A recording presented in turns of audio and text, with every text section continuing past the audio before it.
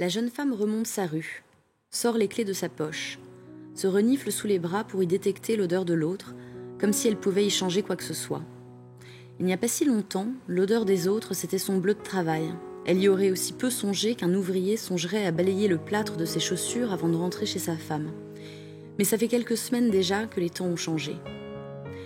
L'appartement est calme, si ce n'est le petit qui pleure à fendre l'âme. On n'a pas encore trouvé mieux que cette mélopée pour recouvrer la raison. Brusquement, tout souci annexe disparaît. L'attrait des autres, le pinçon de la culpabilité, la tête fendue en deux, écartelée entre un homme et la multitude de ses semblables. Le petit pleure, et on n'a plus d'autre nom que maman, plus d'autre fonction que d'être là.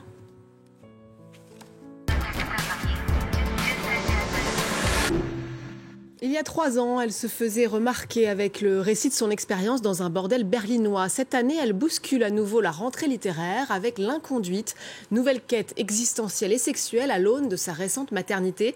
Emma Becker est l'invitée de ce nouveau numéro de À l'affiche. Bienvenue à tous et bonjour Emma Becker. Bonjour. On est ravis de vous avoir sur le plateau de À l'affiche pour la sortie donc, de ce 4e roman, L'Inconduite, chez Albin Michel. Vous y mettez à nouveau en scène votre double fictionnel. Il est question de désir, de fantasme, de rencontres avec des hommes, beaucoup d'hommes. Mais une chose, on l'a entendu dans le texte, le texte a plutôt un être a changé un peu la donne. Entre-temps, vous êtes devenue mère d'Isidore, le nom de votre fils dans le roman.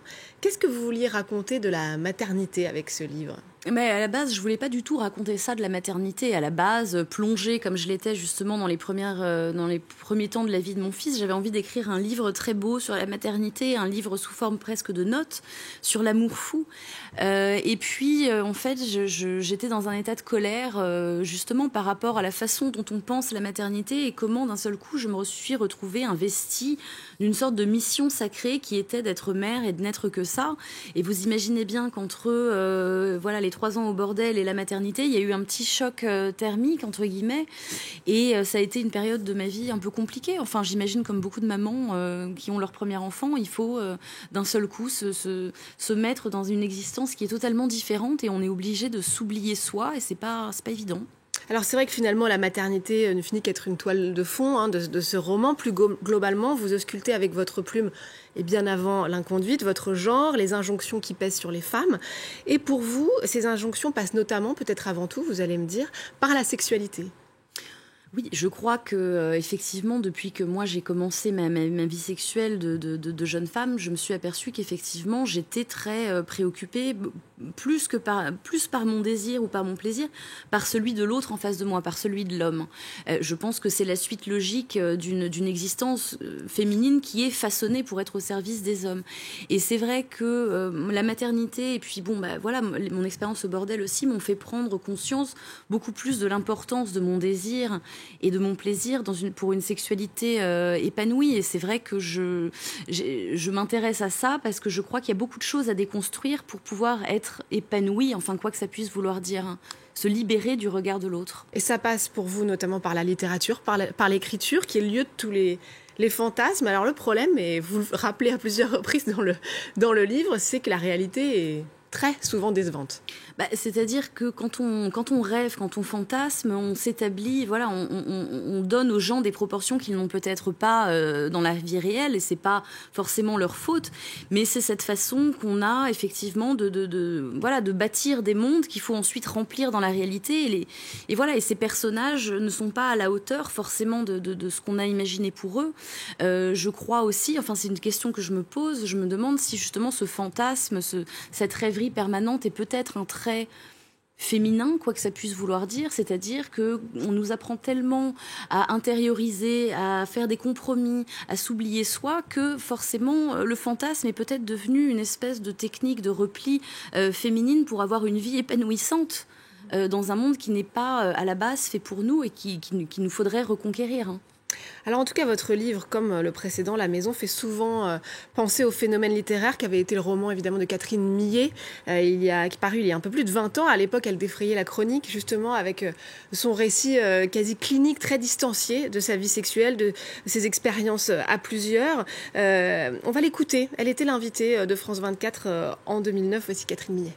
Mon projet avec ce livre, c'était de montrer aussi finalement la vie d'une femme qui avait pu profiter d'une très grande liberté quand même, donc dans sa vie sexuelle. Et le livre, il n'existait pas. Il n'y avait pas de femme qui avait encore de cette façon, avec autant de vérité, autant de précision, témoigné de leur vie sexuelle. Vous avez lu bien sûr La vie sexuelle de Catherine M. Vous vous sentez proche de cette démarche que vient de décrire Catherine Millet, ou peut-être son héritière, son sillage?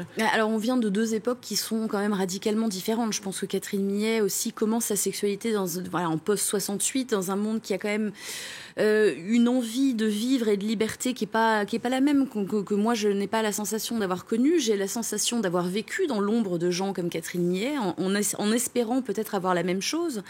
Mais je crois que ce qu'elle dit, moi, me touche dans un sens, c'est-à-dire que elle a effectivement cette grande précision qui est complètement libérée du besoin d'émoustiller le lecteur. Et c'est vrai que souvent, ce qu'on entend par littérature érotique, quand ça vient de la part des femmes, on s'attend à quelque chose de très poétique, de très sexy, de très troublant. Et là, Catherine Millet prend ça complètement en revers, c'est-à-dire qu'elle en fait une description clinique de ce qui se passe dans la vie d'une femme qui, oui, a beaucoup de rapports sexuels, mais qui est toujours en contemplation d'elle-même, en observation d'elle-même, parce qu'il y a quand même cette division entre le corps et la tête qui, je pense, est quelque chose de crucial dans la sexualité féminine. Moi, c'est ça qui m'a touchée, c'est cette description clinique. Mais justement, est-ce que votre choix d'explorer la sexualité, le désir féminin, c'est aussi une façon pour vous de vous émanciper ? C'est une façon de m'émanciper de tout un tas de préjugés qu'on peut avoir sur la représentation de la sexualité féminine. J'ai pas envie d'employer un langage qui soit joli et poétique, j'ai envie d'employer un langage qui aille droit au but, parce que je crois que plus on dira les choses clairement et plus on aura une chance de se comprendre. Et je crois, voilà.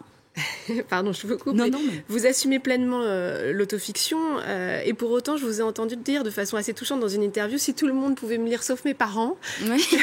Ce serait parfait. Parce qu'on peut se libérer de tout, mais c'est quand même difficile de se libérer de se libérer de sa famille. Moi, j'ai la chance d'avoir une famille qui est très ouverte, mais c'est vrai que pour autant, d'un seul coup, il me prend des pudeurs de jeune fille quand je sais que mes parents vont lire telle ou telle scène. Pourtant, c'est pas les scènes sexuelles que j'ai le plus de mal à écrire, pas du tout. C'est plutôt justement les scènes qui touchent à ma famille, qui touchent à mon fils ou qui touchent à mon grand-père. Ça a été plus dur à écrire que des scènes d'empoignade dans des bois, quoi. Alors en tout cas, dans quelques semaines va sortir en salle l'adaptation de votre roman précédent, La Maison, qui avait fait beaucoup parler de lui, un film réalisé par Anissa Bonnefond avec notamment Anna Girardot. Vous avez pris part à cette adaptation ? Non, on n'a pas travaillé ensemble. Moi, il faut encore que je voie le film, donc je suis assez... Je suis assez excitée à l'idée de voir le film, mais non, on n'a pas travaillé ensemble. Vous allez découvrir en même temps que nous, en fait. Finalement. Exactement.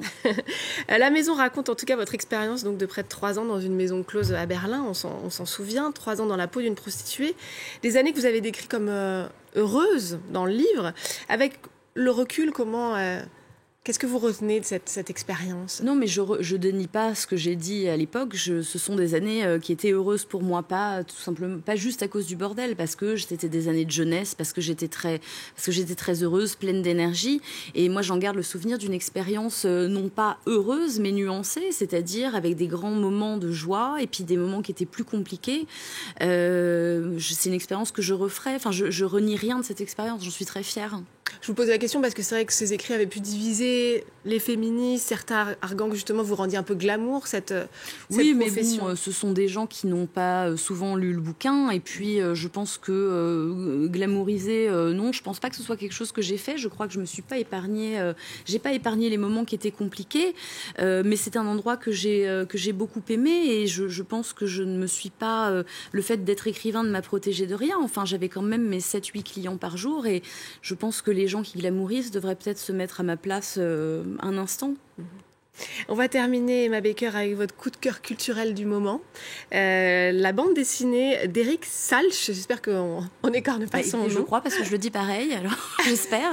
Avec un titre assez savoureux, Stupide Mâle Blanc. Ouais. Alors, dites-nous en plus. Écoutez, moi j'adore Salch depuis que j'avais vu évidemment les lookbooks qu'il avait sortis à une époque, les Meufs Cool, il a adapté Les Misérables de Victor Hugo. Et moi, c'est vraiment quelqu'un qui me fait mourir de rire, qui a une puissance graphique flics que j'assimile à Reiser, à Villemin, enfin tous ces gens-là qui sont capables de vraiment de me déclencher une crise de fou rire avec juste une image immobile, et je trouve que c'est rare et précieux, et je me rue sur tout ce que sort Eric Salch, et ce livre-là n'y fait pas exception. J'ai vraiment beaucoup ri. Et on voit ce stupide mâle blanc face à son téléphone en caleçon. Merci beaucoup Emma Becker d'être venue dans À l'affiche pour nous parler donc de L'Inconduite qui est paru chez Albin Michel, et merci à vous de nous avoir suivis. N'oubliez pas de nous retrouver sur france24.com ainsi que sur tous nos réseaux sociaux. On se quitte donc avec quelques images de stupides mâles blancs du roman graphique d'Eric Salch paru chez Requin Marteau. Je vous laisse découvrir et vous dis à très vite.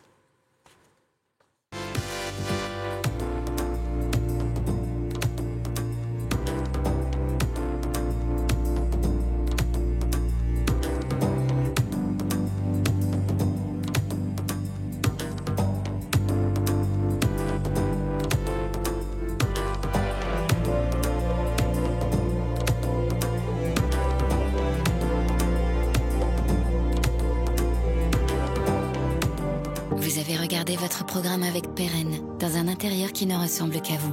Perrenne, de la cuisine au salon, création d'intérieurs particuliers. Ouais, l'équipe, c'est Codes sur Légendes urbaines avec Juliette, France 24, RFI. C'est très méchant l'équipe, c'est nous les méchants, tu connais déjà. C'est pas méchant Codes, c'est Codes qui est très gentil, en plus très sympathique. Ouais, qu'on est très sympa. Pourquoi dire méchant? On va commencer à dire c'est nous les gentils, je crois. Bah ouais, c'est nous les gentils. Bon, c'est nous les gentils. C'est eux les gentils. Je voulais faire commerce. Légendes urbaines, à voir sur France 24 et france24.com.